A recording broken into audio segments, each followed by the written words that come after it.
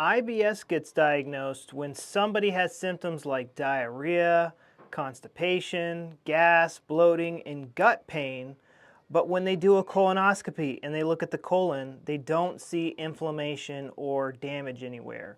Then they might do an MRI or a capsule endoscopy or, put a camera down the esophagus and they look around and they don't see inflammation here, here, or here with all of these different tests.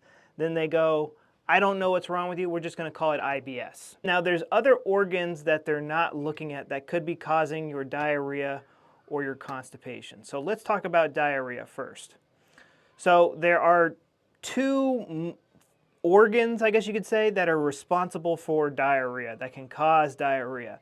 Now, if you are having green, biley, smelly, stinky poops that even almost burn when they come out, then that can be caused by the gallbladder. This is the stomach right here, but pretend this is like the liver for a second. So like the gallbladder sits here, and when that gets put into overdrive, it dumps bile into your small intestines, and the intestinal muscles instantly push it out because it's so irritating to sit on skin. It's like putting bleach on somebody's skin.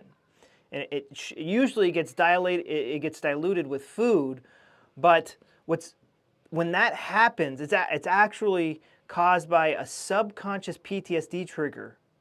A traumatic event got linked to your gallbladder. And it usually stems from childhood trauma, this type of trauma. And every time we see a subconscious reminder, the gallbladder freaks out, it dumps all of its bile into the intestines, and it gets pushed out.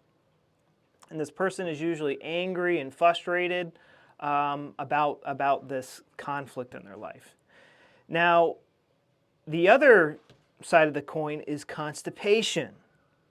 Now, constipation and bloating is more, the conflict for that is, what is something I'm trying to hold on to, but I can't? Like, think about it. What is your intestines doing? They're holding on to something, trying to suck every last bit of value out of it. So when we look at the intestinal muscles, pretend this is the intestines, pretend that it's shaped better. They have muscles that run up and down and side to side. Within a second, the brain can tell this to collapse, and then you got to go to the bathroom. And within a second, it can expand, and then it clamps down. Doctors tested it. It clamps down here, and everything else expands. That's why you feel bloated. Gas gets trapped because sphincters are closing down. It's trying to hold in this precious thing. Maybe it's a boyfriend or a girlfriend or money. I need to hold on to this, but I can't. Okay, I'll help you out. And so that causes symptoms, but when they look around here, they really don't see anything wrong, and they go, I don't know what's wrong, IBS. So that's really what's going on with somebody when they get diagnosed. There could be other things, but what I see is usually the gallbladder or the intestinal muscles acting up due to a traumatic event. I help people rewire this traumatic memory in their brain with my 13-day protocol. I also have a free webinar that's like a mini version of this. It's absolutely free, it's instant, it's on my bio link. But the proper treatment, you can eat all the best foods in the world, take all the supplements, you could do all these other things perfectly, but if you don't get the conflict under control that's putting your gut in and out of overdrive, it's impossible to get better.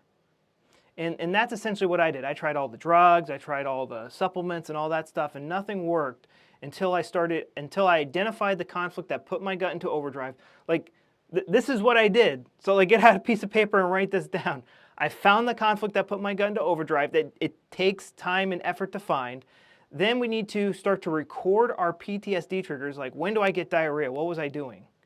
And how does it relate to the conflict that put my gut into overdrive? You see it in movies all the time. And literally just doing those two things can do so much for your symptoms. I would say at least cut out like 50% of your symptoms just doing that.